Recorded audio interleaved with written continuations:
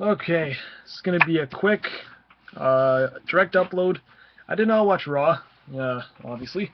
I haven't watched Raw in quite a while. Usually do the old Raw recap, where it's it's about a 3-minute video, and pretty much recaps the top 10 things you should pay attention to on Raw. And today was the Slammies. I was fully aware of that. And like always, Raw and the Slammies don't seem to disappoint anybody. And was that the right phrasing? Point is, I'm just going to talk about two of the Slammies: Superstar of the Year and Match of the Year. Really, the only two that have a meaning to it, something that you really wonder what they're going to pick, because Diva of the Year really doesn't matter. LOL moment or MOMG, whatever it is, really don't matter. To me, the two main Slammies, if you even want to call them main, the ones that actually, uh, I think mean a little bit maybe, is the Superstar of the Year and the Match of the Year. And I'll start with the Match of the Year. The nominees were fair. You had Daniel Bryan versus Triple H, or versus the Orton and Batista. You had what was the other one? Team Authority versus the Shield, and there are a few others. But the point is, you could have thought of maybe 10 other matches that were better than Team Authority versus Team Cena. I know it happened last month. It's still fresh in people's minds. But the fact that that one actually won, for no good reason, maybe to put over Dolph Ziggler a little bit, but at the end of the day, I could have thought of, Daniel Bryan versus Triple H was leaps and bounds better. Daniel Bryan versus Orton and Batista was much better. Uh, I think personally the match of the year should have been the Wyatts versus the Shield. Now I know that has nothing to do with storyline. Wyatts aren't together, the Shield aren't together. Who would accept the award? That's probably the reason they didn't give it to them. But when you really want to look at it logistically, when you want to look at it with reality in mind, and that would have definitely been my match of the year. And I'm sure it will win match of the year when fans do their online videos like myself I'll do after the pay-per-view. Um, and what else? It just Brock. What happened at SummerSlam? There's a match. Yeah, Lesnar versus Cena was another match that was way better than Team Authority versus Team. Not saying the match was bad. It was about 45 minutes, and it was good. It had a good twist at the end with Sting coming back, but to really make it match of the year, just seems a little just not right. And I think the crowd kind of reacted in a way too. And Ricky the Dragon Steamboat, reading the card, seemed a little confused himself. He kind of looked at it and is this right? And I was even thinking to myself, it doesn't seem like it would be the winner. And the crowd didn't react really much to it. They reacted to Dolph Ziggler coming out, but not the best really decision in my mind. And then you had an even more shocking winning nominee thing, Superstar of the Year, Roman Reigns, whose beginning of the year started off very good. I'm not gonna lie. January he was in the Royal Rumble. He did great in the Rumble. You had Elimination Chamber, which featured the match of the year in my mind with the Shield and the Wyatts.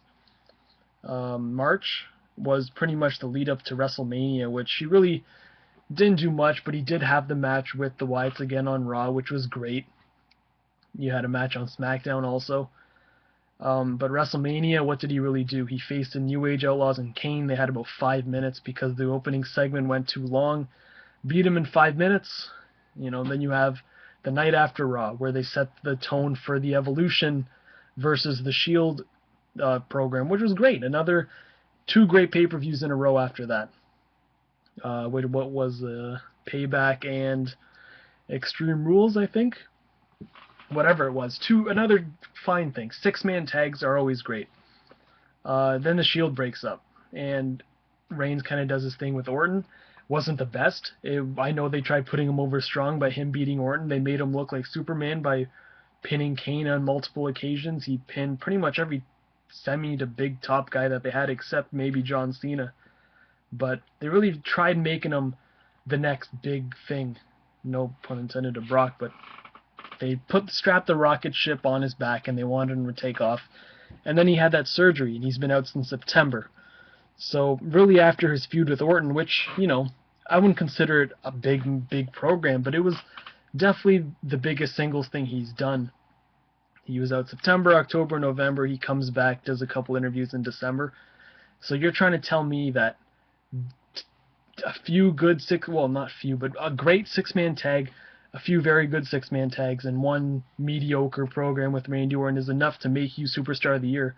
Where a guy like Daniel Bryan, who won the title at WrestleMania, I'm sure, and he's been out just like Roman Reigns, maybe a little bit longer, but the fact that this guy went to WrestleMania, wrestled twice, won the main event, won an Extreme Rules match against Kane, and then he was out, I guess, I don't know. But in my mind, there's one.